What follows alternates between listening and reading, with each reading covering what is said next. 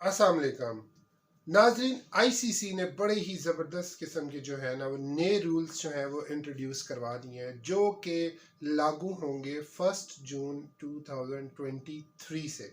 यानी 1 जून के बाद से जो भी मैचेस होंगे उसके अंदर ये रूल्स जो हैं वो लागू होंगे। सबसे नंबर 1 रूल कि आईसीसी ने फ्री हिट के ऊपर जो बोल्ड हो जाते थे, अब आप उसके ऊपर रन्स बना सकेंगे। जी हाँ, जैसे फ्री हिट होती है और फ्री हिट के ऊपर जब क्लीन बोल्ड होता था तो कोई भी रन्स नहीं बनाते थे, लेकिन अब जब क्लीन बोल्ड होंगे और वो बॉल लग के कहीं दूर चली जाती है तो प्लेयर्स जो हैं वो भाग के रन्स बना सकते हैं, चाहे वो एक बनाए चाहे वो 4 बनाए। तो ये एक बड़ा ज़बरदस्त सीन होने वाला है, क्योंकि अब फील्डर्स जो होंगे जब जब विकेट को बॉल लगी या बोल्ड हुआ तो फिर उसको लग के 4 भी हो सकता है, उसको लग के अगर कहीं बॉल दूर जाता तो फील्डर्स जो है वो और उनको और कह ले चौकस होना पड़ेगा, और क्योंकि फील्डिंग और मज़ीद टाइट करनी पड़ेगी, क्योंकि जब बॉल लगता है तो फिर बिल्कुल नहीं पता चलता कि वो किस तरफ जा रहा है। तो ये एक इंटरेस्टिंग जो रूल है वो आईसीसी ने मुतारफ़ कराया है। उसके बाद जो रूल नंबर 2 मुतारफ़ कराया आईसीसी ने वो करवाया है नो सॉफ्ट सिग्नल।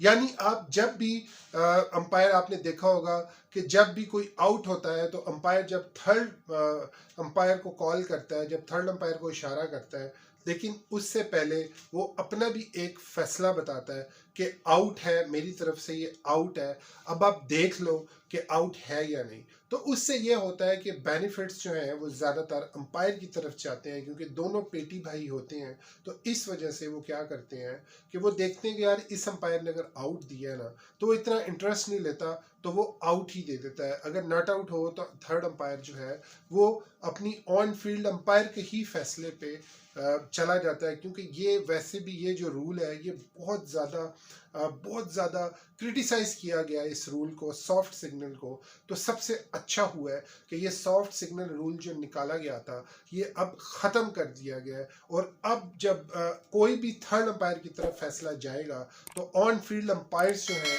वो बिल्कुल इस चीज़ का फैसला नहीं करेंगे, और वो थर्ड अंपायर जो होगा वही इस चीज़ का फैसला करेगा कि वो उसने आउट देना है या नहीं आउट देना।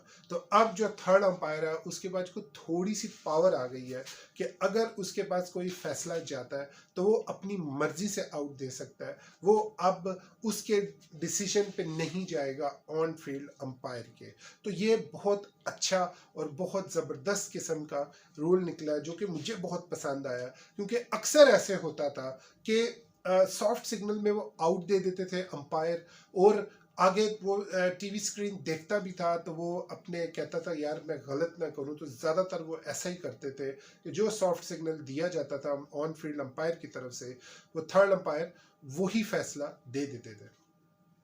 और जो थर्ड रूल निकाला है वो टेस्ट मैचेस का रूल है, और उस रूल के अंदर जो है और सामने जो फील्डर्स हैं, खास तौर पे विकेट कीपर का तो शायद इतना नहीं होता, लेकिन जो सामने फील्डर है, फील्डर अक्सर आपने देखा है कि वो हेलमेट नहीं पहनते और ऐसे ही खड़े हो जाते हैं। लेकिन अब जो भी फील्डर बिल्कुल बैट्समैन के क्लोज खड़ा होगा उसका बिल्कुल कंपल्सरी कर दिया है इन्होंने, और अब हेलमेट 100% आपको पहनना ही पहनना पड़ेगा।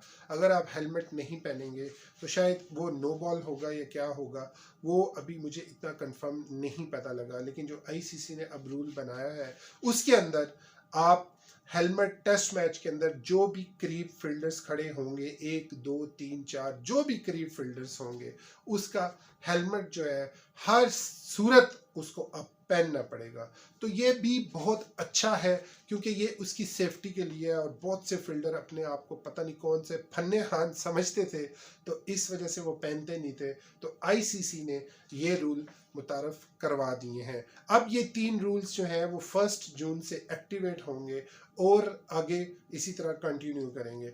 अब नाजरीन आपको बताएं कि ये जो रूल्स है ये बनाता कौन है। ये आईसीसी के जो रूल्स है वो इस वक्त कौन बना रहा है, कौन सा थिंक टैंक है, उसके बारे में हम आपको बताते हैं। उसमें सबसे नंबर 1 आईसीसी के चेयरमैन सौरव गांगुली। जी हाँ, जो इतना ज़्यादा आप सोच रहे थे ना कि वो बीसीसीआई के सदर थे या प्रेसिडेंट थे और वो एकदम से किधर चले गए, तो वो आईसीसी के अब चेयरमैन हैं। और उसके साथ साथ दूसरे नंबर पे श्रीलंका के जे वर्धने।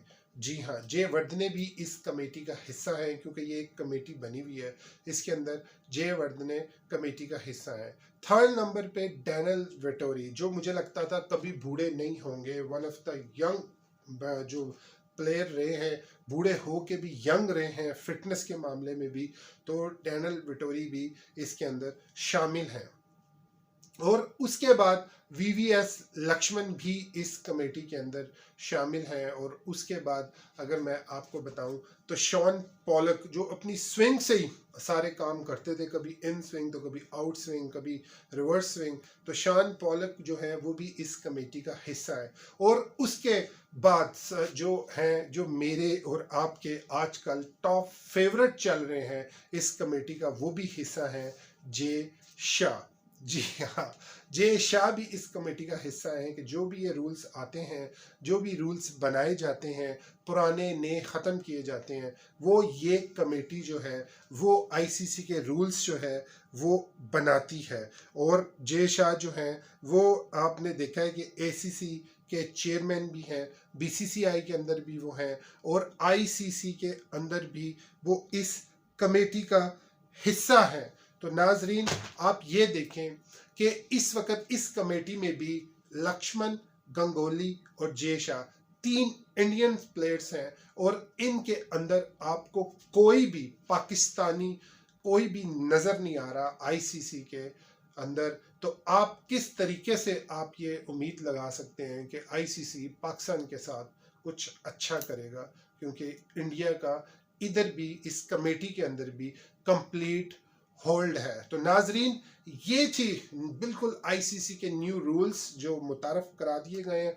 तो मैंने कहा फ़ौरन से आपको बताएं, तो आप सब्सक्राइब करें, लाइक करें, शेयर करें, और इसके साथ साथ आपको हम मज़ीद अपडेट्स भी देंगे, और एशिया कप के ऊपर और वर्ल्ड कप के अंदर क्या होने जा रहा है वो भी हम आपको अपनी नेक्स्ट वीडियो में बताएंगे। तो दुआओं में याद रखिएगा। Take care. अल्लाह।